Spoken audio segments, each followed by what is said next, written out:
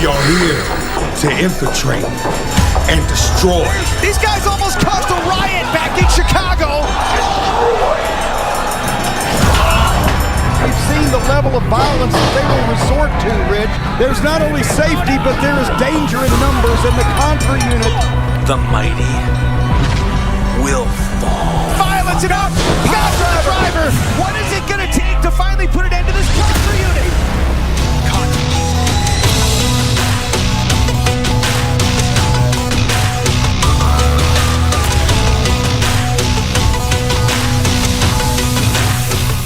We bring you a weekly health show where we will give you an opportunity to learn about some of the common illnesses and even how to avoid them, to help you make an informed health decision and even get some important information regarding how to improve your health. Every week, you will be joined by health experts within their own field, even as we discuss preventions to health issues.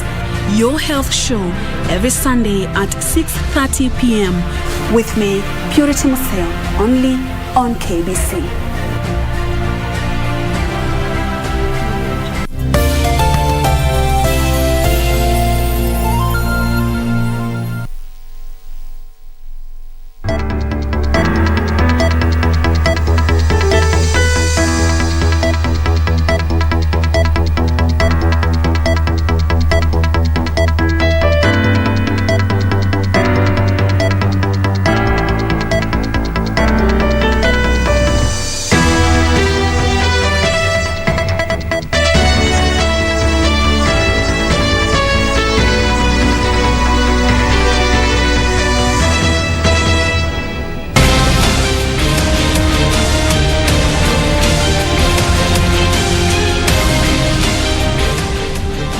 My name is Shiksha Arora. I've got my co-anchor with me, John Kago. And remember, we get easy every Friday right here on KBC Channel 1. You can always talk to us, interact with us at KBC Channel 1 on Twitter at Shiksha Arora, at John Kago. Later on, we'll be having a very interesting discussion with Zinia Manasseh about her journey in the music industry. She'll also be performing, so make sure you stay tuned for that. All right, it's a musical evening, a bit later on the spotlight. Yes. I'm looking forward to that. But before we delve into that, we need to bring you up to date with the news that's been shaping up today.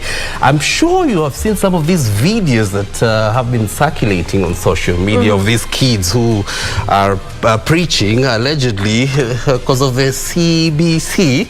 Interesting. Absolutely, that's a competency-based curriculum, and a petition has moved to court seeking that the implementation of the CBC be stopped. We're looking at that story tonight, and of course you have business later with Cynthia Nyamai, and of course sports later with Marakwet Express. That's Karen Kubet. That's a bit later, but first things first, these are the top stories for the night on Easy Friday.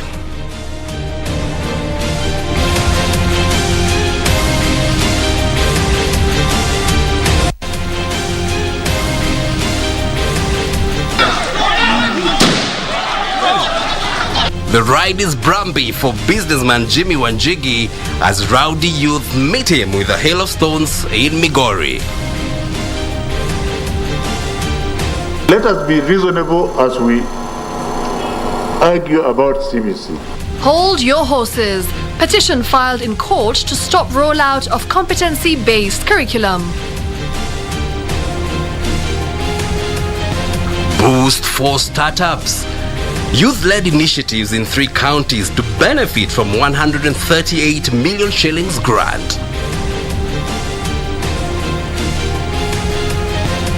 And in sports, Kenya ready to host the creme de la creme of athletics in the Kip Keino Classic Saturday.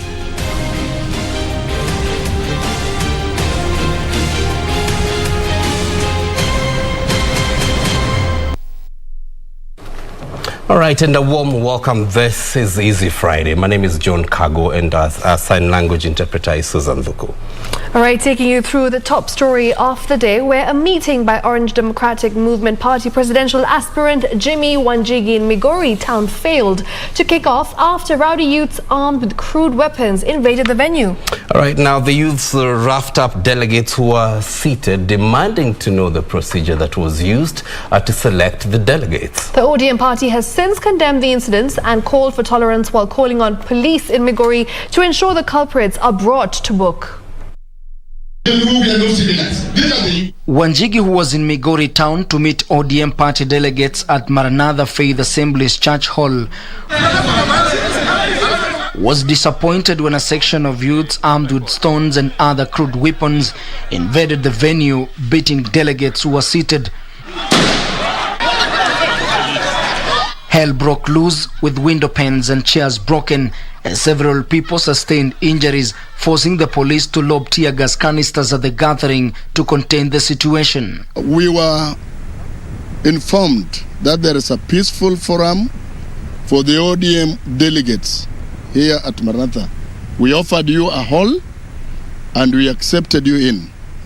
Because it turns to be rowdy, we are now cancelling the contract straight away.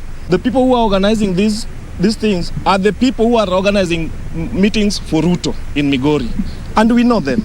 So we cannot mix and purport to tell Jimmy that he's coming to meet the delegates, yet the people he's meeting are not delegates. It is reported that the youths were demanding to know the procedure that was used to select the delegates, accusing Wanjigi of using cartels to organize his meetings instead of going through the ODM office. We have not chased away Wanjigi as one of our presidential candidates. But those who purport to be the associates of Wanjigi are conmans who does not have even party numbers. So we here as ODM, we are worried and wondering, why is this cartels coming in the name of ODM? We respect Wanjigi as our leader. He has been with Baba for a long time. Let Wanjigi come with the protocol of the ODM. The ODM party has condemned the incidents and called for tolerance and accommodation of every political view. The party termed the incident as unfortunate and called on police in Migori to ensure culprits are brought to book. Ben Chumba. All right, now, a petition seeking to stop implementation of the competency-based curriculum, that's the CBC education system, has been filed in court through the Law Society of Kenya President Nelson Havi. The petitioner, Esther Adero, says implementing the new curriculum should be stopped as it is unlawful and prejudicial to the future of learners. The petitioner has also requested that the matter be determined by a bench of not less than 5 judges. Now, this petition comes as the government vows to soldier on with the phased rollout of the CBC syllabus, which is now in grade 5. In her petition, Esther Adero is seeking interim orders to stop the Ministry of Education from further implementing the competency-based curriculum CBC pending hearing and determination of the case. She argues the syllabus being implemented in phases is a denial, violation and infringement of the rights of children to education and free and compulsory basic education by the government. In the affidavit, LSK President Nelson Havi, there has been public outcry on adoption of CBC, which allegedly borrows from other jurisdictions without due process of the law applied in basic education. Education Cabinet Secretary, the Kenya Institute of Curriculum Development, Kenya National Examination Council, the Teacher Service Commission, Kenya National Union of Teachers, National Assembly and Interior CS Fred Matiang'i have been listed as respondents in the case. The petition comes as Education Cabinet Secretary Professor George Magoha reiterated the competency-based curriculum is here to stay. The CBC is here to stay. We have a duty as parents and grandparents not to confuse our 5 million children, some of whom are already in their 5th year. Professor Magoha saying the country's education sector is on the right trajectory by focusing on skills and competencies of learners other than ranking and competition. Let us be reasonable as we argue about CBC. Because as far as I'm concerned, there are no children which belong to any political party. The children are children, and they have a children's right. Our government, under His Excellency Uhuru Muigai Kenyatta, is spending 25.9% of the budgets in education. The Cabinet Secretary, however, called for sobriety in the education debate. He was speaking on Friday at the University of Embu during the 6th graduation ceremony, where 1,570 graduates were conferred with diplomas and degrees. For Easy Friday, I'm Ben Troinjue.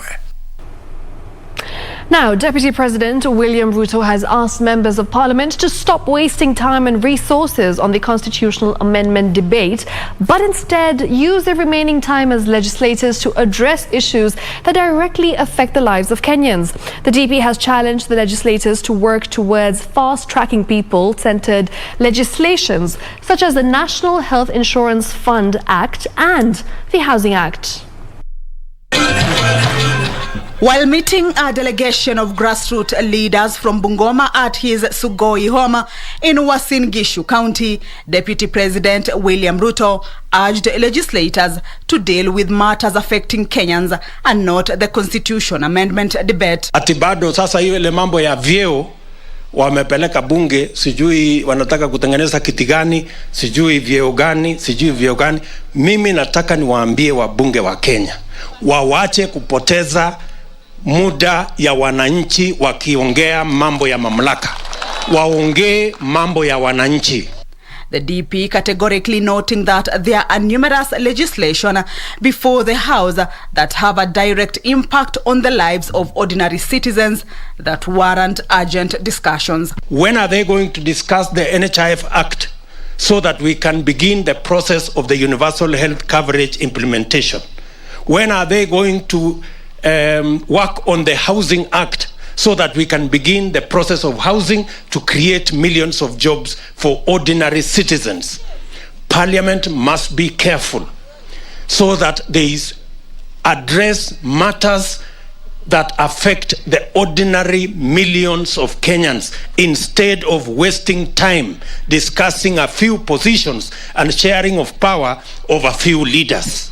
Sentiments that were echoed by leaders who were present at the event. Mheshimiwa Naibu wa Rais, nataka ni kuahidi tunarudi bunge Jumanne ijayo. Mswada wa NHIF iko third reading, ikija jeshi lako lote la wabunge karibu 150 litakuwa bunge tayari kusupport hiyo mswada ya NHIF. Wakaleta mapendekezo ya BBI ambayo walisema ndio itaokoa mwananchi wa kawaida. BBI ilizama. Leo hii bei ya mafuta imepanda bei. Mimi nawaambia kama wanapenda hii Kenya, siku ya kesho wateremshe bei ya mafuta ambayo mwananchi wa kawaida anategemea yale mafuta. Sisi sio kama wengine ambao wanasema lazima utupatie hii na ama hii. Sisi tunasema we are going to make you president, na uangalie miongoni mwetu ni nani anaweza kufanyia kazi hii na nani atakufanyia kazi ile. The DP using the occasion to market his bottom-up economic model, saying he was leading a movement that will address the many challenges facing the nation. Kamchemenza for Easy Friday. All right, now Kenya recorded 444 COVID-19 positive cases today from a sample size of 7,511 tested. The positivity rate is now at 5.9%. Now from the cases, 430 are Kenyans, while 14 are foreigners. The youngest is a 3-week-old infant, while the oldest is 90 years old. Now, total confirmed positive cases stand at 245,781. At the same time, 4 patients succumbed to the disease, one of them in the last 24 hours, while 3 are late deaths reported after conducting facility record audits in September 2021. The cumulative fatalities now stand at 4,965. And still staying with the COVID situation, over 800,000 residents of Nairobi have so far been vaccinated against the deadly COVID-19 virus since the exercise commenced. The Nairobi Metropolitan Services Department of Health, spearheading the exercise, says it targets to inoculate 2.5 million residents before the end of the year. The exercise is now focusing on the transport sector, which is the lifeline of the city's economy. Purity Museu has more details on this. Onesmus Mwaka is here at the Nairobi's bus station to receive his first dose of the COVID-19 vaccine. My own benefit, because sasa kama inazuia sasa ni kwa wale ambao sasa wamezuia hiyo ugonjwa na siwezi ambukiza wengine. Mwaka understands what the jab means for his health and did not hesitate to show up when Nairobi Metropolitan Services NMS brought the campaign at his workstation. He hopes his colleagues will take advantage of the ongoing vaccination drive and get the jab. Sasa waambia hii kitu si ati ni ya serikali unafanyia ama mtu mwingine, it's for your own benefit. So ni vizuri sana kujitolea ukuje uvaccinatiwe na hiyo kazi ishe namna hiyo. Hii chanjo hata ukichajiwa haina uchungu yoyote. Jambo muhimu ya kuchajiwa ni kuprevent wewe mwenyewe. The National Multi-Agency Command Center on COVID-19, NMS, in conjunction with the Minister of Health, is leading a 3-day mass vaccination exercise targeting the matatu industry and other members of the public transport sector. We are targeting the matatu owners, the drivers, the passengers, and the conductors in this campaign, and we want to increase the coverage of vaccination campaign, particularly for those within the transport sector. When more people are vaccinated, is going to ensure that we'll be able to reopen our economy so that we go back to normal. We cried to our government to open up for full capacity, which they did. And now we are targeting they open the full economy of 24 hours. That's why we are engaging and encouraging our drivers to get vaccinated and conductors. We are also talking to our passengers to get vaccinated. Nairobi County targets to vaccinate 2.5 million people by the end of this year, with 800,000 people already inoculated. We are hoping that at least by December we'll have at least achieved 70% of them vaccinated, and by, of course, next year we hope that everybody who's eligible will have received the vaccine. The COVID-19 vaccination drive by the government now targets the transport sector, and this is a strategy by the Minister of Health to ensure that many people are vaccinated and try to hit the government's 10 million mark by the end of this year. Purity Museo, Easy Friday, Nairobi. Still focusing on matters vaccination, Kenya has on Friday received the first batch of the Pfizer vaccines donated by the United States of America. Now, Health Principal Secretary Susan Mochache said the consignment of 795,000 doses is part of the 2.03 million doses in donations by the U.S. government as part of efforts to boost COVID-19 vaccine uptake in the country. Take a look. The consignment of 795,600 doses arrived at the Jomo Kenyatta International Airport on Friday afternoon on board a DHL cargo aircraft. At hand to receive the consignment was Health Principal Secretary Susan Mochache.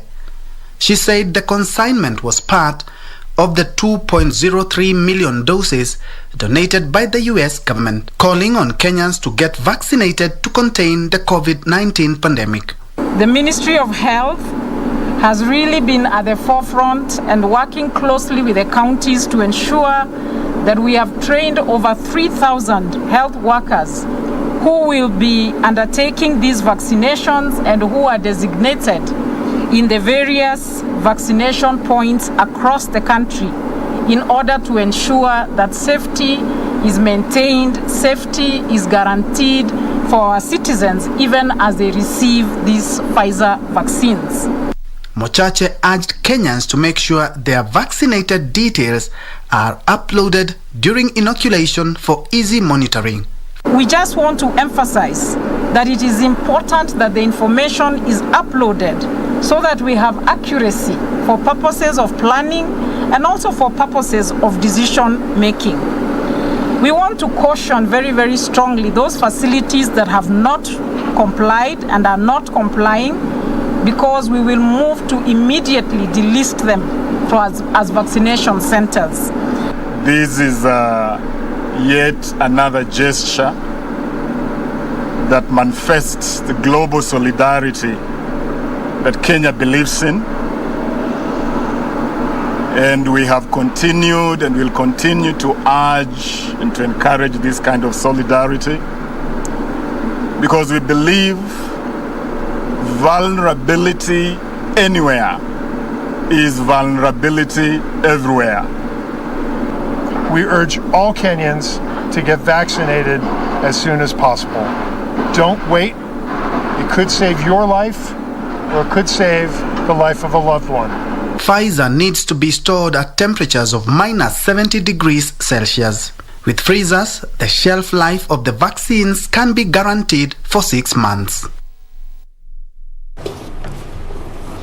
All right, and it's time to take the first commercial break of today's edition of Easy Friday. But before we do that, lots of messages coming in. We've got one from Enos Omondi, who's tuned in from Kisumu City. Another one that says, tuned in from Lamu. Trying to get your name. That's Abdul. And one last message that says, KBC Channel 1's Easy Friday is the hottest show in the side of Sahara. And we're grateful for the amazing feedback. Keep them coming. And just to remind you, we are actually streaming live on YouTube right now. So if you have your gadget, just go to YouTube, search KBC Live, and we're streaming. You'll find us there. So we take a quick breather. Absolutely. Yeah, we're back in a moment. Business later with Cynthia Nyamai, Karen Kibet, the Marakwet Express, a bit later with Sports and Spotlight, a musical evening tonight. Don't go too far. We'll be right back. Yeah.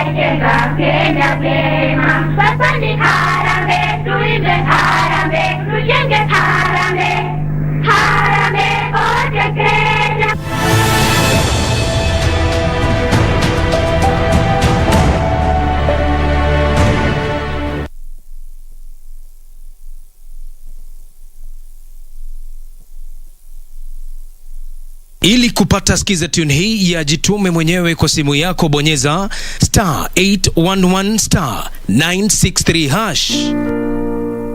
Unavyojikakamua kupata ufanisi, ndivyo utakavyofurahi baada ya kufanikiwa. Usisubiri kusukumwa na mtu, jitume mwenyewe. Ili kupata skiza tune hii, bonyeza *811 *963 hash, *811 *963 hash. We bring you a weekly health show where we will give you an opportunity to learn about some of the common illnesses and even how to avoid them, to help you make an informed health decision and even get some important information regarding how to improve your health. Every week, we will be joined by health experts within their own field, even as we discuss preventions to health issues. Your Health Show every Sunday at 6:30 p.m. with me, Purity Museo, only on KBC.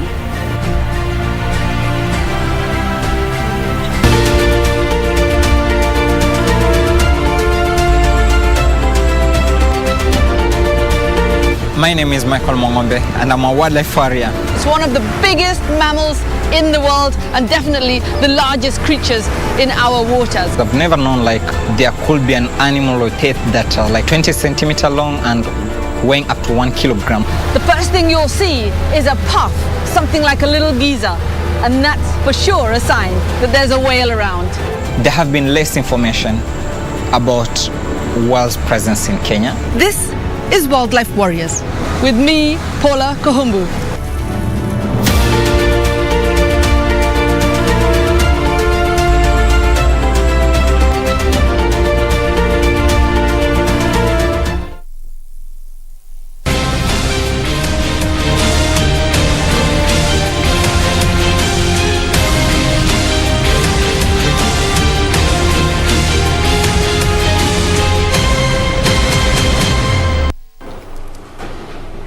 Welcome back. Remember, you can keep interacting with us, telling us where you're watching from. The hashtag is Easy Friday. Talk to us on Twitter at Shiksha Arora, at John Kago. Yes, at John KBC Channel _Kago_M. Wow, that's a complicated one. We'll simplify it for you later on. I know you will. All right, so talk to us. Don't forget to hashtag Easy Friday. Absolutely, and time to continue. The news has been shipping up today. Now, leaders from the rest of Laikipia County are calling for a dialogue among the various groups residing in the area to end constant conflicts. Led by the area governor Nderitu Murithi, the leaders said deployment of security forces is not a solution. They said peace can only be attained through dialogue that will address the root cause of clashes in the area.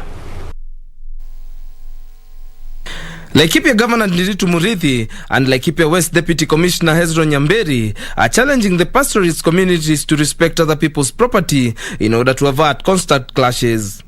Utaratibu wa serikali ni kujaribu kutatua shida kwa njia ya mazungumzo, haswa shida baina ya jamii. They noted that local pastoralists and farmers have lived in harmony for years, but the conflicts that have been witnessed in the recent days come as a result of illegal grazers from the neighboring counties migrating to the county. Na ndio maana tunapatana na madugu zetu hawa pia wapeleleze na sisi tupeleleze. Hiyo jawabu tutatoa baadaye baada ya mkutano hizo zetu kupululisa. Si watu na siasa watatusaidia, si polisi watatusaidia, si media itatusaidia. Ni lazima sisi tukae chini tujiulize, na tumekaa miaka mingi, kwa nini leo? Laikipia West Deputy Commissioner Hezron Nyamberi claimed that herders running away from the security operation within Laikipia Nature Conservancy were finding their way to Limuruti and driving their animals to their farms. They shouldn't allow their morans or youths to continue invading or grazing into people's farms. They called for dialogue among elders from the involved communities to look into ways of ending the conflict and seeking a lasting solution to the menace. We have dispatched members of from the pastoralist communities to go back to the villages that have been affected, and we'll make sure that we have taken the necessary measures to ensure security of the people and their property.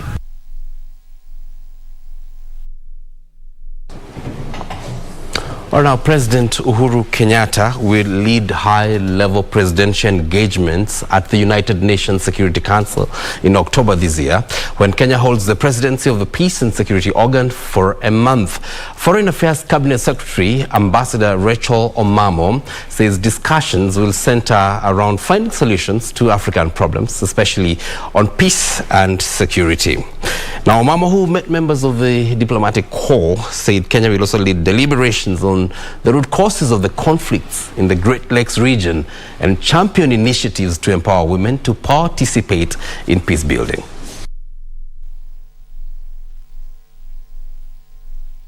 There will be one on identity, state building and peace, which will look at the challenge of diversity, on governance and on peace and on inclusion. Then there will be another engagement by the head of state later on at the end of October, which will be a virtual engagement, and it will be on African solutions around the Africa peace and security architecture and how we can improve that through engagements with Africa's sub-regional mechanisms. That will be a very important discussion because it will help us try and find ways and means to silence the guns in Africa using the Africa Peace and Security architecture to silence the guns on our continent. So it's a critical engagement so that we are able to find African solutions to African problems.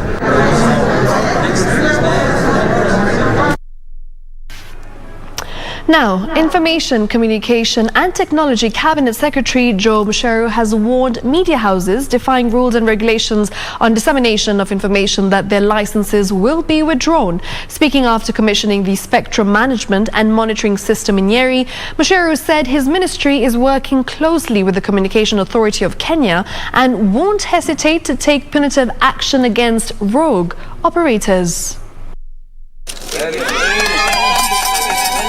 The Communication Authority of Kenya on Friday unveiled the Spectrum Management and Monitoring System in Nyeri, a significant installation that will improve and enhance internet penetration. In launching this site, Chief Guest, this brings us to 11 sites countrywide.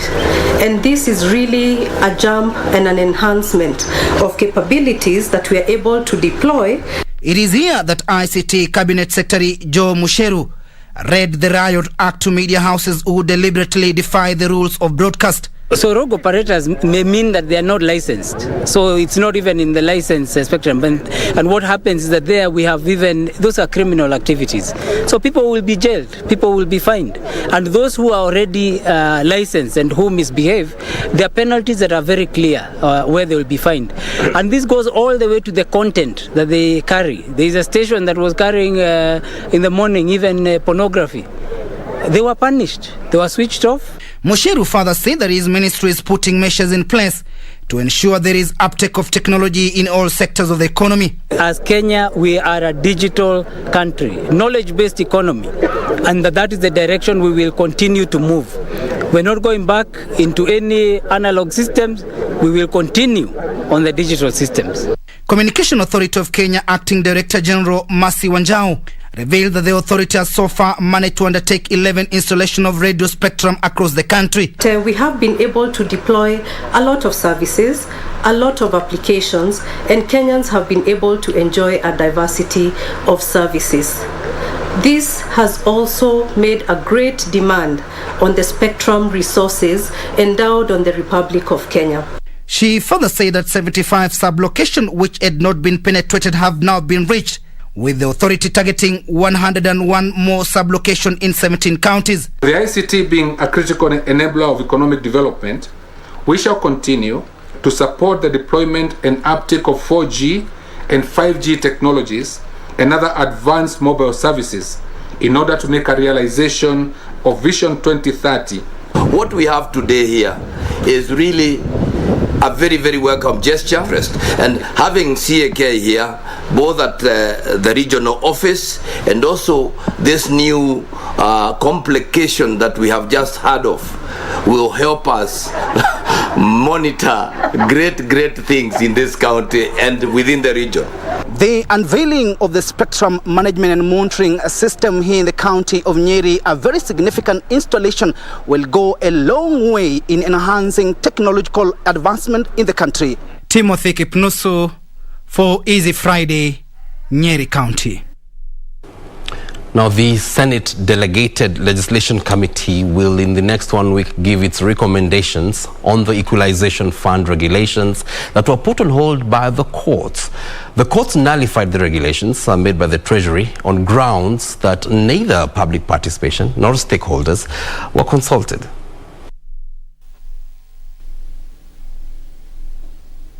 Speaking in Mombasa during a stakeholders forum to scrutinize the regulations, chairman of the committee, who is also the Mombasa Senator Mohamed Faki, noted that there is need for proper regulations on the fund to enable people from marginalized areas to benefit. Kama bunge la Senate, ile tunaita stakeholder participation, ili tuchukue maoni ya watu wahusika kuhusiana na sekta hii, ili tuweze kufanya maamuzi juu ya regulation hizi. Kwa hivyo tumeweza kusikiza Wizara ya Fedha, tumeweza kusikiza Council of Governors wakiongozwa na Governor Roba wa Mandera, tumeweza kusikiza County Assemblies Forum, yani jumuiko la speaker wa kaunti zote, tumeweza kusikiza Commission for Revenue Allocation ambayo ni taasisi muhimu. Tumeweza kumsikiza pia Control of Budget katika masuala haya ili waweze kutueleza maoni yao ni nini kuhusiana na hii regulation. The funds regulations were made in 2013 after the creation of county governments to bring economic empowerment closer to marginalized areas. However, the courts nullified the regulations last year and directed the Treasury to undertake stakeholders engagements. Tumeona kwamba muda umekwenda sana kutoka regulations kutoka equalization fund iweze kupitishwa na kuwekwa, na pesa kila mwaka zinatolewa katika mfuko kuwekwa katika fund hii. Kwa hivyo ni muhimu kwamba maamuzi yafanywe haraka. Transport Network Regulations 2020 and Control of Budget Regulations are among other issues which will be discussed by the committee in their 3-day workshop at the port city of Mombasa. Meanwhile, the University of Nairobi students' leadership has vowed to paralyze business at the main and satellite campuses come Monday following the controversial increase in tuition fees. The students have been disputing the increase in administration and accommodation charges that were implemented by the university's Senate on August 20th this year, saying the move is ill-timed. The students who say the mass action is necessary have urged first-year students who are to report on Monday 20th this month to stay put until the matter is addressed.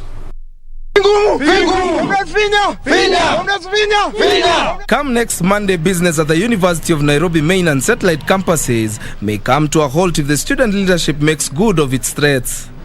The bone of contention is the increase in tuition and accommodation fees, contrary to their plea to have the charges reviewed downward. In the global markets, we need an informed labor force, one that is fully equipped with the modern technological advancements. This call for a renovation in the way the government of Kenya funds higher education. We therefore call upon the President, His Excellency Uhuru Kenyatta, to make tuition fee in public colleges and universities free, increase help allocation and substantially reduce interest rate charge on students' loans. This is a legitimate cause.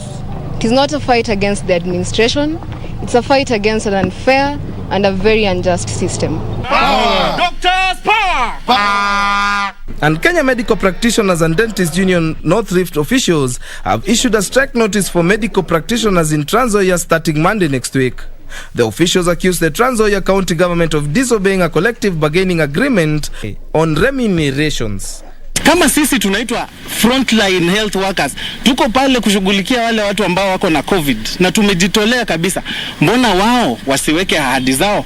Kwa hivyo kuna counties zingine ambazo hazijaweza kulipa, lakini haina utepetevu sawia county hii inavyofanya. Elsewhere, a number of orphaned students from Kisii County who are set to join public universities are stranded at home due to lack of fees. According to the director of Umbu Holiness Children's Home, Pastor Abel Onchari, the students' sponsors either fell sick, died from COVID-19, or have withdrawn support due to financial constraints. Na kwa sababu ya hii corona, many people walikuwa wanataka kuwasaidia, waliweza kuwithdraw kwa sababu wengine hata waligonjeka, wengine wakahaga. Naomba tu wahisani wazuri, wapendo wetu, waheshimiwa wetu wako hapa Kisii in general, waweze kunyosha mkono kwa sababu ya watoto kama hawa, maana wametoka sehemu mbalimbali. Finally, Meru Governor Kiraitu Murungi has flagged off 82 modern vocational training centers, fashion design and garment making industrial machines worth over 8 million shillings. Speaking at Nkobo, Kiraitu said the county government is determined to improve the capacity of youth creative alternative income sources. Alright, it's time to shift gears. We're speaking business in a bit, a boost for the youth. Seems like the youth being targeted by different organizations. Absolutely. They'll be benefiting from 138 million shillings grants. Of course, this is something that Cynthia Nyamai will be bringing to us. Cynthia, what do you think is going to be the most interesting thing about this story? I think what's interesting is we have two stories today, Shiksha, about the youth, and a lot of institutions now are looking to fund the youth, especially when it comes to areas of agriculture and also entrepreneurship. So those are going to be interesting stories for today. Interesting. If you are a budding or an aspiring entrepreneur, make sure you stay right here because we've got some good news for you right after this short break. We're back in a moment.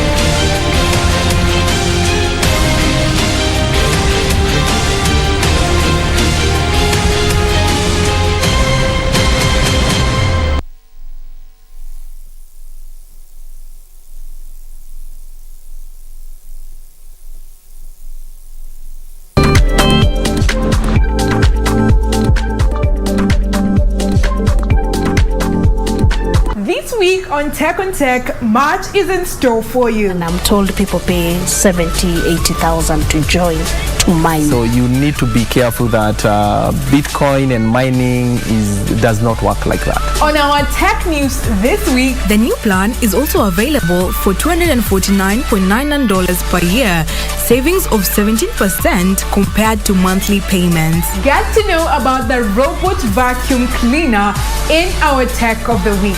Meet the new Roomba 7 Plus, a robotic vacuum, which is the next generation of clean.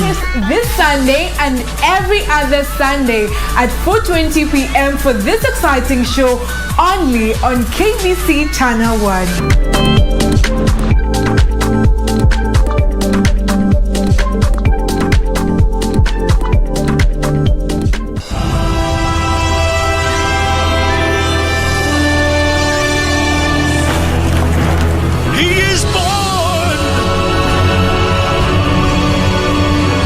Joseph, the exalted one. Do you think you were given that gift? What gift? Does God really want to reveal the future to you in your dreams, brother? Rachel! Rachel, my sister! Forgive me. Joseph has blinded our father and stole your rightful place beside him. We must get rid of him at once. If only we could, Simeon. Why can't we? We need only to be alone with that traitor. Then we finish him off! Yes!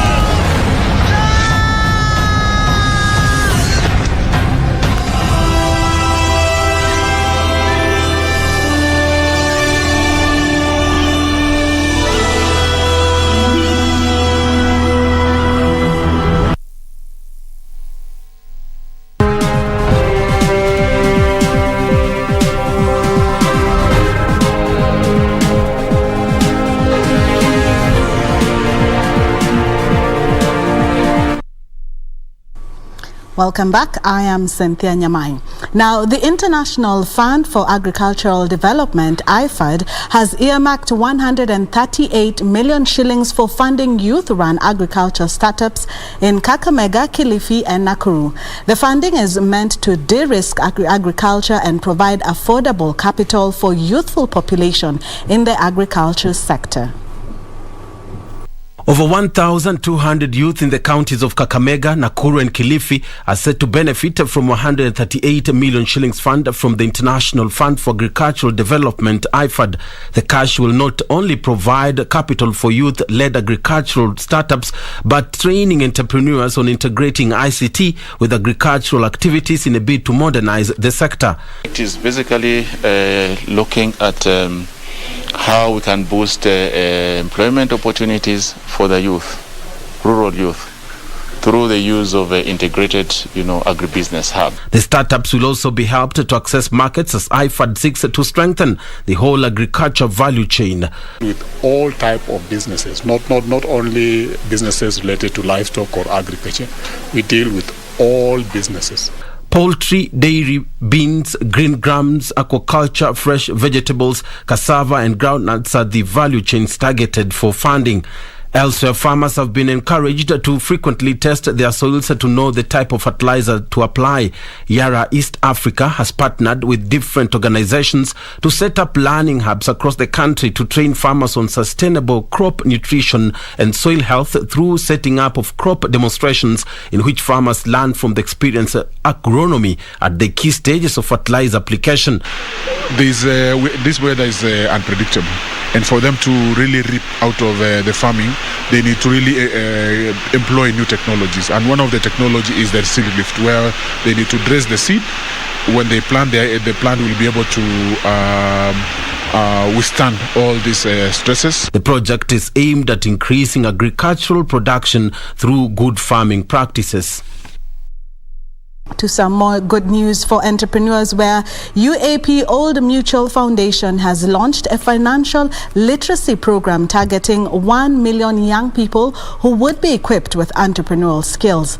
The training, which would be done by UAP Old Mutual Foundation partnership with Shujaz Inc., seeks to connect young people with the skills and support they need to start businesses, create work opportunities for their peers, and take control of their financial futures. We are cognizant that in this market, that for every year we get about 1 million youth joining attaining the age of 24 years old, which is a working age, and only 10% are absorbed into formal employment.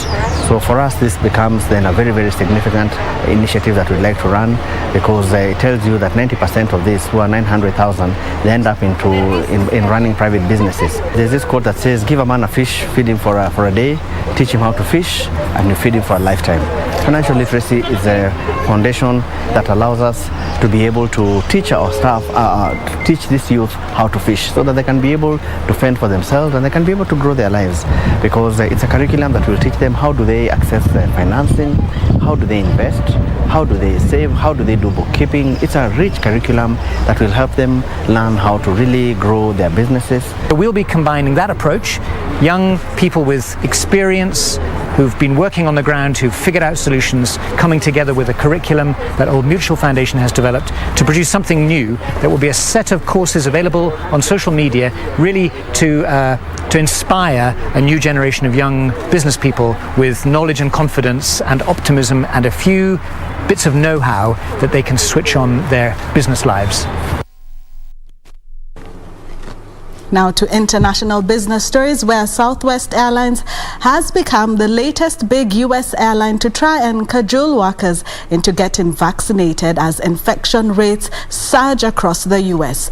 Now, the airline says it will pay a bonus to staff who got jabbed, but also stop sick pay for unvaccinated workers who have to quarantine with COVID. Here are the details of this and other stories in our business roundup. In a memo to workers, Southwest Airlines says those who submit proof of vaccination to the company by 15th November will get 16 hours of extra pay. The airline also says the employees who have not been vaccinated and choose to do so will be given enough time to receive both rounds of a 2-series vaccine or the single-dose vaccine. The U.S. Department of Labor is set to make COVID jabs mandatory at larger private firms and federal employers in the coming weeks, affecting up to 100 million U.S. workers. Delta, American, and United Airlines have all made similar moves recently.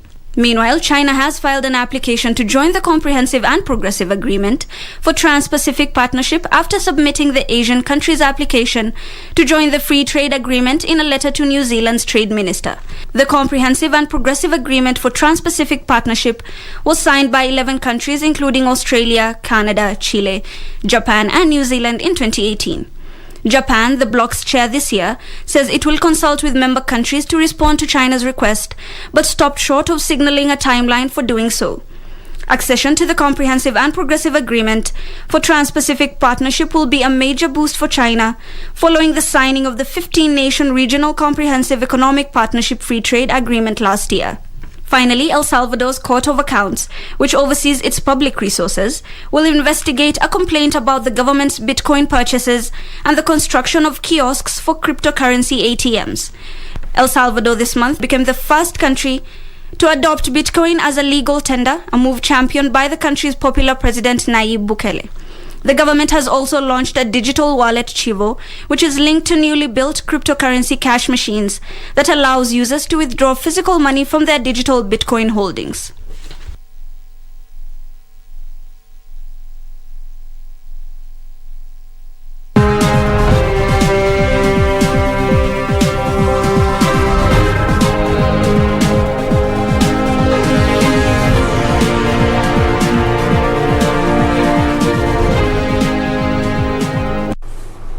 Well, that's it for business for today. Up next, we have sports with Karen. Karen, what is the latest story for us? I can see Kip Kiano Classic is going to come up. Oh yes, it's going down tomorrow at Kasarani Stadium. We definitely can't wait to witness the 100 meters race, the men's race, as Ferdinand Omanyala will battle it out with Justin Gatlin. It will be very interesting. So shortly, I will be bringing this news to you. Cynthia? Thank you. Can just tell gears have just changed right there. Sports coming up shortly.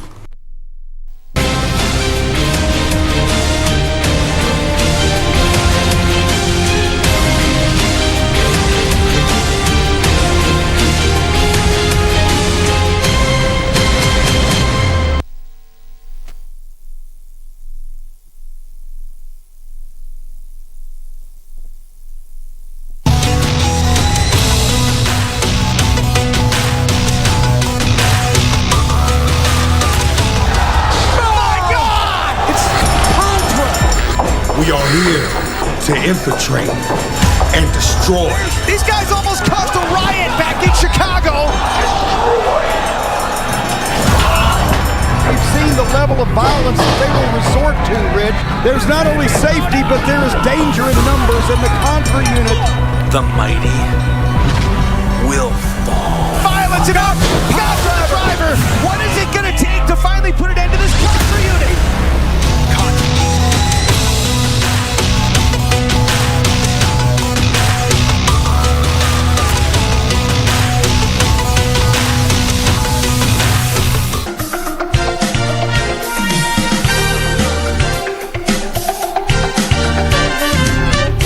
By the way, is that one of the learning disabilities has to do with hearing of spoken word. Yes. So can you imagine you have lectured and lectured and lectured, then you ask a child a question and then go like, huh? Yes, and you're thinking they're daydreaming. Yes. Yeah. And you thought they were not interested. Yes. Could we probably have a different word than, disability? I call it learning differently. Okay. In fact, I said, because we'll brand that so much, that's what I call my company. Yes. Because I'm like, learning differently. Yeah. Then I make it a household name so that let's know it's different way of learning. Yeah.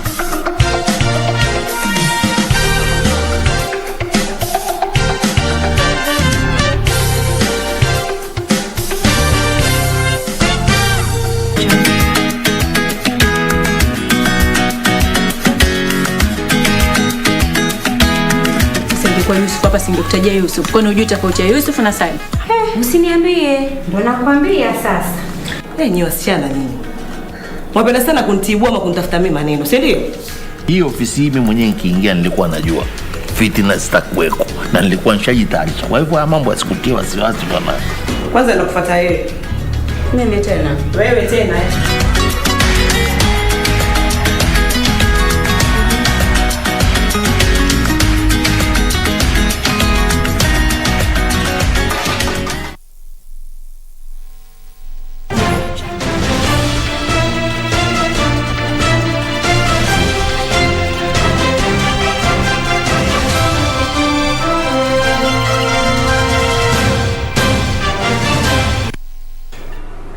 Welcome back. It's now time for us to take a look at what's making headlines in the world of sports. My name is Karen Kibet. 100 meters national record holder Ferdinand Omanyala has said his target is to run a sub-10 during the Kipkeino Classic Continental Tour that will be hosted at Kasarani Stadium this Saturday. Omanyala will be lining up against American Olympic medalist Justin Gatlin, who hopes to finish the season in top gear. Close to 185 athletes will be featuring the last round of the Continental Gold Tour, the Kipkeino Classic, which will be held this Saturday. Kenyan sensational Ferdinand Omanyala has said he is not under pressure to perform, but will be aiming to improve his personal best. I can say I'm on the right track, just getting started. Because this is the first year, everything is hitting me by surprise. But now next year I'll be prepared for anything that may happen. They're running the first times, traveling the world, So next year, the season next year is going to be prepared, well prepared and well managed. So my status has changed, yes, but I don't want that to get into my head. I'm staying humble, staying hungry and knowing my goal. American Olympic medalist Justin Gatlin will be aiming to end the season on a top gear. Just good quality training. I have some good teammates that I train with, but also just staying in tune, staying hungry for competition. I know that, if I slack on my diet, if I slack on, staying in shape, then that's going to be my fault. So just being ready to sprint. Meanwhile, 1500 meters Olympic champion Faith Kipyegon has said the Kipkeino Classic will be her last competition this season. I'm praying for next year. We hope everything will go on well, and I hope to train well, and probably next year I'm going to improve my time, to lower my time, and see what is possible. This will be the second time Kenya is hosting the championship after holding one last year at Nyayo National Stadium. Frederick Muki for Easy Friday. Thank you, Moki, for that report, and we definitely wish our very own Ferdinand Omanyala all the best tomorrow as he lines up for the 100 men's meter race. Moving on, Tusker FC head coach Robert Matano says the late travel to Djibouti affected their performance in the first leg of the CAF Champions League match against Ata Sola, but he is confident of collecting maximum points tomorrow at home. Tusker FC were held to a 1-1 draw with Ata in the first leg and will be looking for victory tomorrow in the second leg match to be played at Nyayo National Stadium.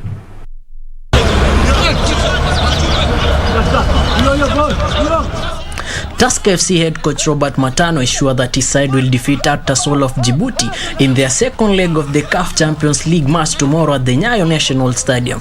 Matano says the late travel to Djibouti affected their performance, drawing 1-1 away. But he has a complete and fully fit squad which has had enough rest. Tuko wote, tumetrain wote vizuri. Kila mtu iko sawa. Kidogo injury Ibrahim ndo alikuwa na knock ambaye alipata Djibouti. Na sasa tuko home, at least tumerest. Kuliko vile tulivyokuwa kule. And with home ground advantage, Matano is sure of 3 points. The champions of Djibouti will need a win or a high-scoring draw to book a slot in the next round against Egyptians giants Zamalek. Both teams held their final training sessions at the Nyayo National Stadium today, with Tusker training in the morning and their opponents in the evening. Hassan Ali Hussein, Easy Friday Sports. Thank you, Hassan, for that report. The Africa Deaflympics Football and Basketball Championship will resume on Sunday after being rested for 2 days. The Continental Championship, which is a qualifier for the World Deaflympics tournament to be held in Brazil next year, was rested for 2 days due to the unavailability of Kasarani and Nyayo National Stadiums, which are holding 2 international tournaments tomorrow. The National Olympic Committee of Kenya, together with its affiliate member federations, have today endorsed IEBC to preside over the committee's upcoming elections during a members' consultative assembly held in Nairobi today. The electoral body will therefore oversee and preside over the elections to be held before the end of the year. Members were taken through some of the basic requirements to be able to participate in the elections, both as contestants and or voters. The election cycle of the Olympics body is 4 years, usually held after the celebrations of the games of that particular Olympiad. The elections of the 2017-2020 Olympiad were delayed following the postponement of the Tokyo 2020 to 2021, which led to the NOC General Assembly delaying the elections until after the games. When there is any misunderstanding within the federation, who will be able to have the disadvantaged situation? It is that small sportsman out there. When we have a problem as leaders, tunasemanga kwa Kiswahili nini? Nyasi umia, si ndio? Na nyasi ni nani? It is the athlete. The sportsman window is so small that if they miss that opportunity, it is gone forever. Meanwhile, matches at the Africa Deaflympics will resume on Sunday after being rested for 2 days today and tomorrow. The games were rested due to the unavailability of the Kasarani and Nyayo stadiums, which will hold international tournaments tomorrow. Before the break, Kenya had just lost their second match to Mali after losing to Senegal on the first day of the championship. Nigeria exited the tournament after their players tested positive for COVID-19. Elsewhere, curtains have come down on a 5-day physical endurance test training for referees in Kericho County. The training exercise saw 247 referees drawn from the FKF leagues, taken through endurance and agility drills to test their physical ability, as well as medical tests to ascertain their fitness to officiate the league matches. FKF Deputy President Doris Petra said that the federation deems to conduct quarterly referee PET trainings which help ensure the leagues are officiated properly. Finally, Hussein Malik has reported positive steps from his pre-event test aboard a Mitsubishi Lancer Evolution 10 ahead of tomorrow's gravel event in the KCB Ramisi Rally. The Nairobi-based driver is confident he can post good results in the season's first sea-level event. Scrutineering and reconnaissance took place at the race venue at Kwale International Sugar Company Limited. The event will count towards the 6th round of the KCB Kenya National Rally Championship. Carl Flash Tundo currently tops the KNRC log with 111 points ahead of Karan Patel and Baldev Chaga. Thank you, Barkley, for that report.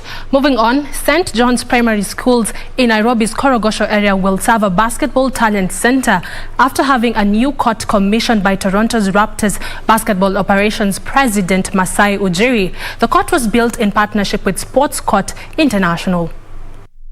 Giants of Africa President Masai Ujiri yesterday handed over a modular basketball court to St. John's Primary School as part of a 100-court investment in the infrastructure of basketball throughout Africa. The court is made of synthetic material and can be used in any weather conditions and does not strain players' bodies. The court unveiling included a basketball clinic conducted by NBA coaches including Patrick Mutombo, Sarah Chan, Godwin Owinje and Joe Tumu. This is a symbol of what's to come on the continent. Yeah. It's not just Giants of Africa or not just me. It's everybody that's working, everybody that is doing it. This is not about me. This is about the continent. Yeah, and we will all do it together. Ujiri co-founded Giants of Africa in 2003. The organization uses sport as a tool to enrich the lives of youth on the continent and create opportunities for them on and off the court. Such an amazing initiative. Thank you, Wahome, for that report. And finally, Manchester City have named a similar starting lineup in their last 3 league matches, but Aymeric Laporte's groin problem means boss Pep Guardiola will have to make at least one change for their game against Southampton at the Etihad Stadium tomorrow. Kevin De Bruyne could play his first Premier League game for a month, while Phil Foden awaits his first top-flight appearance of the season. The Manchester City versus Southampton game is one of the many matches on the card this weekend and which have been captured in our sports diary.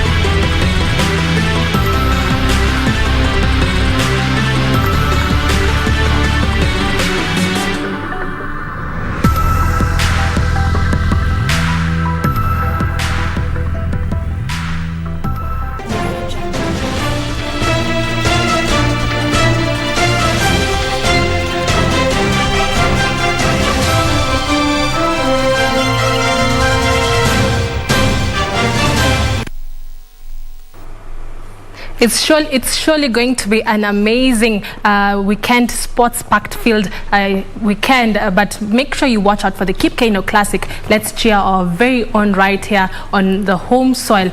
Ferdinand Omanyala will be racing against Justin Gatlin, and also we will be having so many athletes taking part in the Kipkeino Classic, so be sure not to miss that particular. And obviously the many cards, the many fixtures on the card this weekend matters football. That's all for me right here at KBC Sports News. Do have yourself a lovely night. Enjoy your weekend. My name is Karen Kibet, but the broadcast is not yet over. I do hand you back to Kago.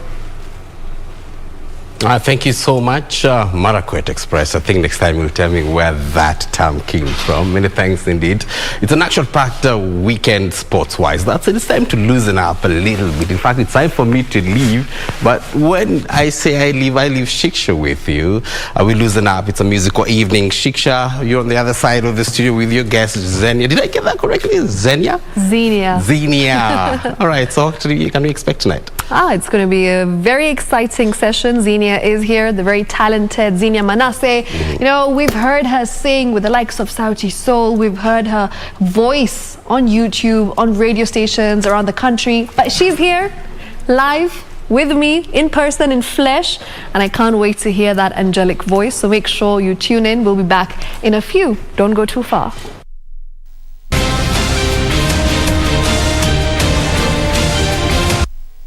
All right, time for me to leave. Let me go listening to her music.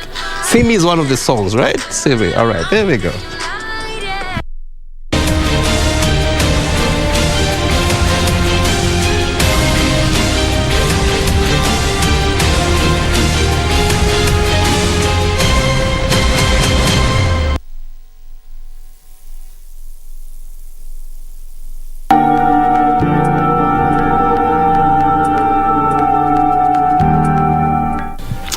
Hatukuwa tunapigana mzee. Oh, we are just having peaceful talks. Good. You've outdone yourself, Mark. Hawa ndugu wako na vituko. It's good that both of us are here. Rent mnalipaje?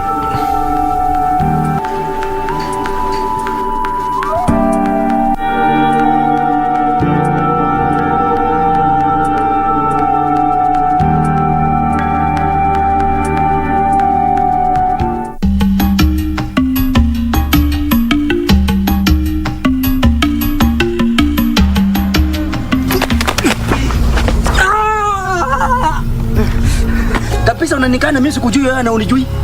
Nimekusahau. What the hell is this? What the? Chani, unafanya nini? Wachana na yeye. Wachana na yeye. Of course you lied to me. Oh my goodness.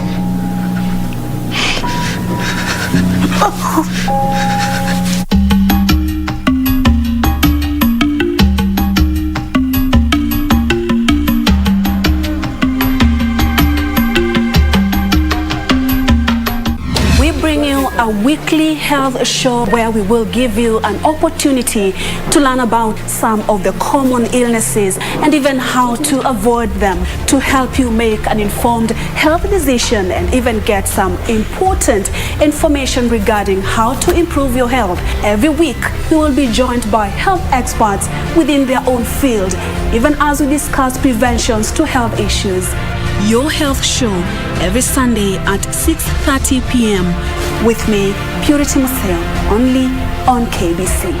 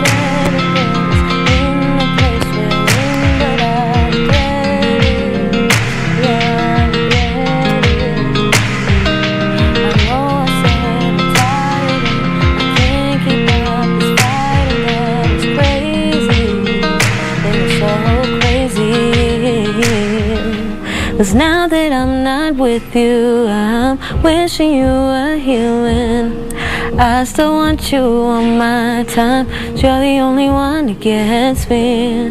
Now that I'm not with you, I'm wishing you were here with me. No, I told you to leave, but baby, don't go. Don't go, 'cause I need you more than you know. Baby, don't go. Don't go, 'cause I need you more than you know. Yeah. So this is where I tell you that I'm sorry. This is where I tell you that I'm sorry. 'Cause this can be the end of our story. It can be the end of our story. This is where I tell you that I'm sorry. This is where I tell you that I'm sorry. 'Cause this can be the end of our story. It can be the end of our story. Don't go, baby, don't go. Don't go, don't go, don't go, baby, don't go. Don't go, don't go, don't go, don't go, don't go. You've just left me smiling. Such a soulful voice, such a soulful performance. You know, somebody that I believe I could listen to all day because you sing from the heart, Xenia. And I feel like that's something that's translated towards the audiences as well because they hear you, they feel you, especially when you're performing live. I can see the energy. It's just so positive. The vibes are immaculate. You know the vibes. I love it. I absolutely love it. Welcome. Thank you so much for coming on Thank to you for Easy Friday. having me. And yeah, you know, your journey has just been so incredible. Started off as a singer, ended up writing for some of the biggest names in Hollywood as well. And now we've seen you dancing. You know, when we see you perform, you also try and incorporate a choreography. So you're a multi-talented girl. Love to see it. Tell them. Tell them. How did you manage to do everything? I have no idea. I think it's also just because I've always danced. I danced my whole life. Okay. I was always in learning choreography or trying to join the next dance club. And then, yeah, I just didn't feel natural. Even if I wasn't incorporating dance into my performances, I have to move. Yeah. Like, I have to. You just have to. Yeah, and then writing, I didn't know. Writing just came way later on in life, when I was 20. Okay. So that one I never saw coming. Yeah. And singing I also always did. Yeah, So, always did, growing up. Yeah. Those ones are just intertwined. Hey, okay, because I remember I had a conversation with you like a while ago, and I remember the one thing that stuck. You said that you want to be able to perform like the way Beyonce performs, the way J-Lo performs, because they do full-on choreographies while singing as well. So I remember you said that you're working towards that. Have you been able to master that yet? Not mastered. Nope. I haven't mastered, but I practice not as much as I would like, but I do practice and dance and sing Nice. Sing, dance when I practice. Okay, so you do both. Yeah. Right. Love it. You have a concert tomorrow. Yes, I do. So that's something that you're really looking forward to. Yes, I Are you am. excited for it? What can we Very. expect? Expect the most. Yeah? I never really know because I always tell myself I only enjoy the performances where I can't even remember what I did. Okay. Because I know that I was just fully in the moment. Yeah. And then I go and then I see I'm like, oh, this is what did I did. Yeah. So I don't even know what to expect. Just Vibes. full Z. Yeah. Yeah. Okay. And you know, we've seen your journey. You started off, you know, with See Me. I remember I watched the video and I was just like, wow, this is talent. And the one thing that I see everywhere on YouTube, especially in the comment section, is Xenia is so underrated. Like, why is that so? Why is that something that everyone feels, but we still think that, you know, you have so much potential, there's so much that you have to offer for your audiences, but why do people still think that you're underrated? Because I genuinely feel like you are one of the biggest female artists that we have in Kenya. I think the people that think I'm underrated it's always the people that just discover you. Okay. So especially when they've just discovered you on their own, they're like, why is nobody else talking about this? They don't really know that other people are talking about it. So I don't Yeah, I don't necessarily think I'm underrated as well. But it's good because, I mean, those are the people that push you now. They're like, oh, people aren't doing enough. Okay, let's do the it. most. Yeah. Love it. And let's talk about your journey. You know, you went to learn music and you got a scholarship as well. Sure Just thought I'd mention that. Yeah, so how did that end up working? And of course, it worked towards you and your favor because we've seen you come back with a bang, with new energy, and you've just taken over the industry. So did you see that coming? Not at all. Yeah? Not at all. Because even when I joined Berkeley, like, I wanted to major in songwriting. Didn't. I tried. I took a songwriting class for 1 semester. Did not manage to do a single assignment. And I was like, oh, this isn't for me. So I did music business. So I was like, okay, maybe I'll become a lawyer still and do entertainment law. Okay. Then the songwriting just came, like, in my last year. And then I moved to Atlanta and I started working with the label a month later. And I'm like, whoa. Where did all of this come from? And then even when I moved there, I didn't know that I'd be coming home so soon. And I ended up coming home 6 months later, dropped me MBA, and I haven't left since. So no, you can never really predict some of these things, especially with music. You just don't know what to expect. So expect the unexpected. Absolutely. And speaking of expecting the unexpected, what can we expect from Xenia in the next few years? Oh, albums. Okay. More placements, songwriting placements, more collabs with people all over. All the people that I want to work with, I will work with them. What else? More gigs, more performances. I'm gonna master it. Yeah, I will. I will. I'm looking forward to seeing you do that because I know you're a fantastic dancer, and that's one thing that really just drew me to you because I'm a dancer as well, and I was like, yes, go girl, go girl. It was just something that I got so excited seeing because not many artists in Kenya do that. We haven't seen them master the technique of dancing while performing to a song, and that's something that I think that, you know, you probably will be the first to do. So I'm rooting for you, Z. Come on. All the time. So let's talk about, you know, your collabos. You said that there's a few artists that you would love to collab with in future. Maybe you can name a few. I'll name them right now so I can come back to this interview. Manifest. Lucky Day, Rihanna. Okay. My favorite. Yeah. Everybody's favorite. What? There's more. Obviously, Beyonce. I would love to write a song for her. Who else? Kehlani. Normani. Ella May, all the R&B girls. That's my bag. Yeah. And coming back home here in Kenya? Wow. Who haven't I worked with that I want to work with? Nyashinsky. Yeah. You know what I'd love to watch and hear? I'd love to hear Nikita Kering and Xenia Manasseh collabo. Oh, well, just be on the lookout. Oh, interesting. Okay, this is something that we might be seeing. She hasn't disclosed anything. Not at all. You know what? I'm going to be positive. Anything. And I'm just going to hope that it's about to happen in the near future. So Nyashinsky, you said? Yeah, Nyashinsky. Okay. I'm trying to think of others. I wanted to work with Fena. I've done that now multiple times. Calligraph, Sauti Soul. What? Oh, now, I mean, Chris Kaiga. I've worked with Bensoul. I've worked with Mviri. Like, I've worked with a lot of people that I wanted to work with. Yeah. Okay. So you see, you know, these things happening for you, and you're just sometimes like wondering, wow. Every day. Yeah. Things just unfolding, like opportunities coming your way. And I remember this one thing that you told me. You said that you never thought this is the direction that your life would take, especially the past 2 years. Things have just blown out of proportion. Of course, we've seen you work with Mr. Easy. You have a song with Mr. Easy. Like, Xenia, that is incredible. I know, it's crazy. Yeah, like when that happened, what was your feeling? What was my feeling? I was shocked because they had sent me the track like maybe in like June last year, and I didn't actually write until December. Okay. And the project came out in February, so I think I was even the last song that they submitted. And they even had somebody else on the song. So did you write Cherry? I wrote my verse, yeah. Oh, nice. I write if you hear it and I'm on it, it's you. I wrote it. It's written by Xenia. Yeah. Okay. So yeah, that was crazy. And then we just met him last week. How was that? It was crazy. It was crazy. It was just like, yo, it's you, and we have a song, and we're here. Like, do we expect a video?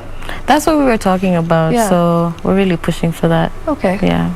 Interesting. That's something that, you know, we're looking forward to as well, because you're representing the Kenyan girl dream, right? Dream big, go out there and make it Pan-Afric. In fact, not Pan-Afric, just international, because that's what you're doing for a lot of Kenyan people. And I feel like girls out here have dreams. We dream big. We'd like to do things when it comes to music, arts, entertainment. We really want to go out there and be the next big thing. And you've said that, you know, you want to go international as well. So is that something that we see happening very soon? I think already with the way my life has happened, it was always like that from the start. Like I'm signed to a label that's in the States. Exactly, so just that's already, international. So I've just always been in that bag. It's just a matter of time. Okay, just a matter of time, right. So Xenia, talk to me about your classical training. Have you been trained classically when it comes to your vocals? Oh wow, you did. Yeah, I did my research. I'm like, nobody has actually ever asked me that before. But yeah, I grew up being classically trained in piano and in voice. Did I do any? I also did drums. I did ABRSM exams for drums, for even guitar. So the works.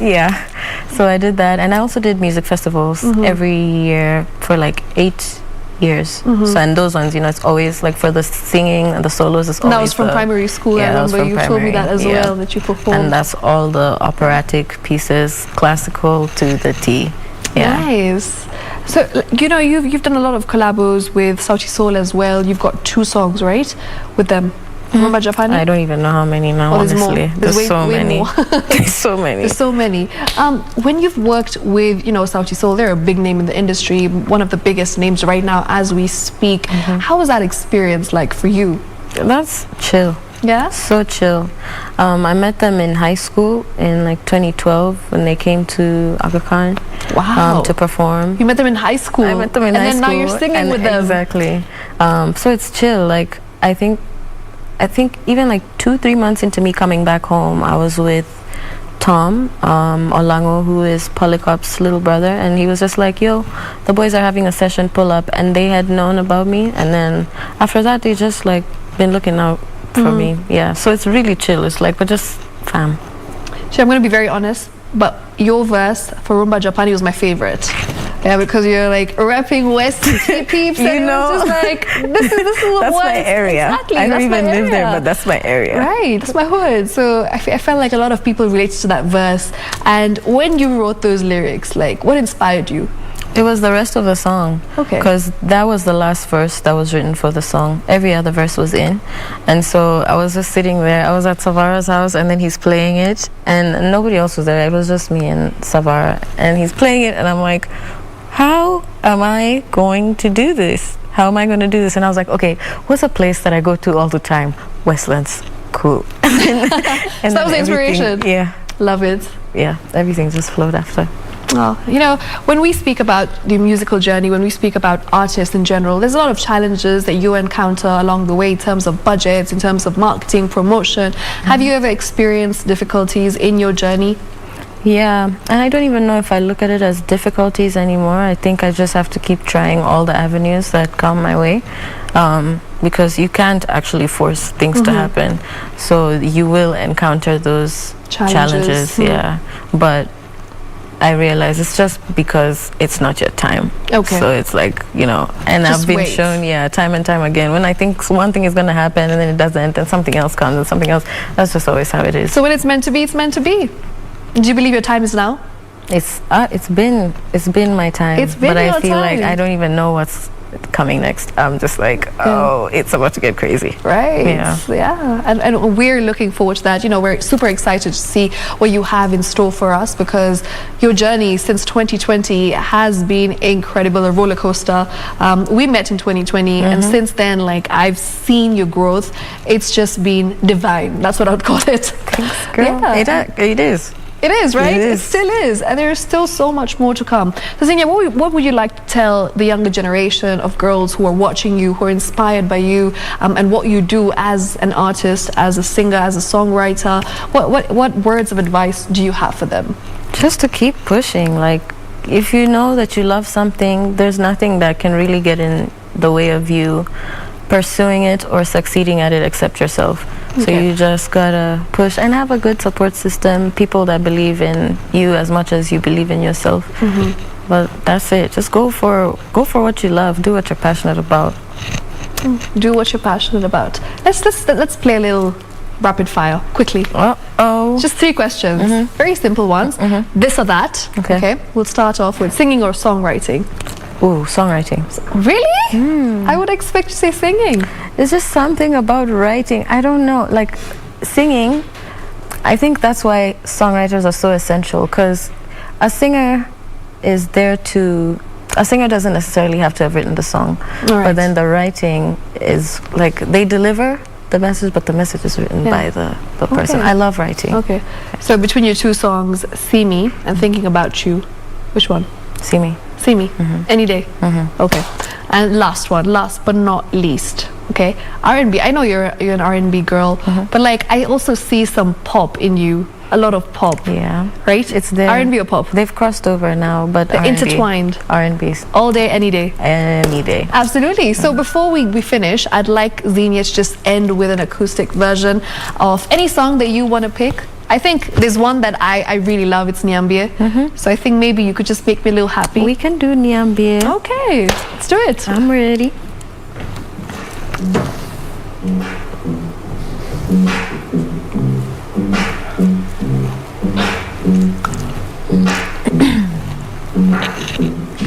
Niamini, ninataka uwe wangu milele, kabla upate nishakuwa na mwingine.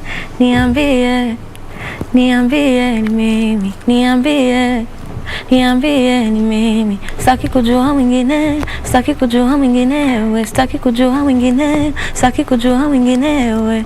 Niambie, niambie, niambie ni mimi, ni mimi. Contemplating my decisions on a mission for more. It's such a challenge, got tightrope balance, but it's worth fighting for. Niambie, niambie ni mimi, niambie, niambie ni mimi. Sitaki kujua mwingine, sitaki kujua mwinginewe, sitaki kujua mwingine, sitaki kujua mwinginewe. Niambie, niambie, niambie ni mimi, ni mimi. Niambie, niambie, niambie ni mimi, ni mimi. Ni wewe. Thanks. Thank you so much. That's Xenia Manasseh right here live in studio. That was the Spotlight artist for this week.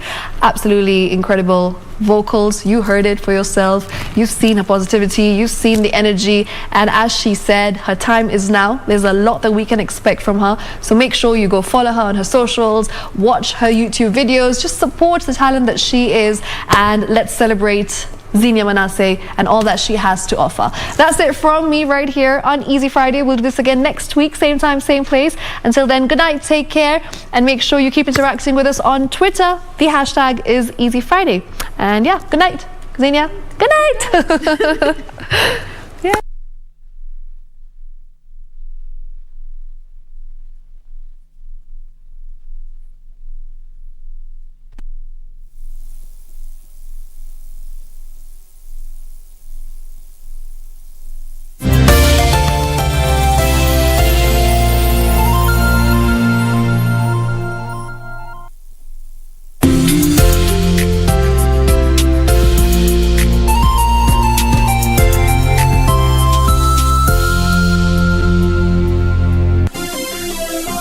Vera Beauty College.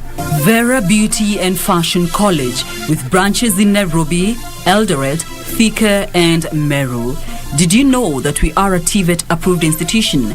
We offer courses in fashion design, interior design and soft furnishing, event decoration, flower arrangement, event planning, hairdressing, barbering and dreadlocks, beauty therapy, makeup, nail technology, spa massages, teaching skills, TOT, solo business management, and many more.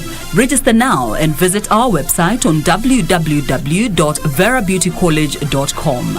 You can also call on 0725 923 550 Nairobi branch, 0728 087 689 Eldoret branch, 0722 227428 Thika branch, 0725 000 706